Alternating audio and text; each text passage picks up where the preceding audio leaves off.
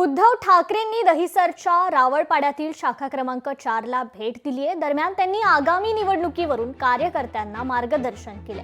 येत्या निवडणुकीत मतांचा पाऊस पाडा, अनेक शाखांना देखील भेटी देणार असल्याचं उद्धव ठाकरे असं म्हणाले। तर शाखा भेट म्हणजे कौटुंबिक भेट आहे, शिवसेना कधीच फुटणार नाही असा विश्वास देखील उद्धव ठाकरेंनी व्यक्त केला। ही माझी केवळ शाखा भेट आहे आणि शाखा म्हणजे तुम्ही सगळे असं म्हणा पाहिजे, तर ही माझी कौटुंबिक भेट आहे। असे धक्के देणारे अनेक जण आले आणि अनेक जण गेले, पण शिवसेनेला कुठेही काही कदाचित थोडा धक्का बसला असेल, पण धोका झालेला नाहीये।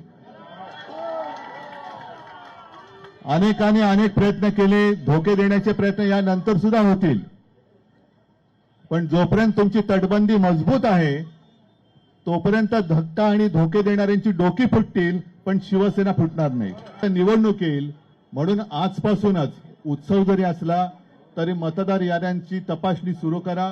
घरोघरी जाऊन एका माणसाला एकच मत आहे की नाही बघा, कारण नाहीतर निवडणुकीच्या दिवशी जे मतदार आपल्यामध्ये नाही आहेत त्यांच्या नावाने सुद्धा बोगस मतदान होतं, काही ठिकाणी दुबार तिबार मतदान होतं।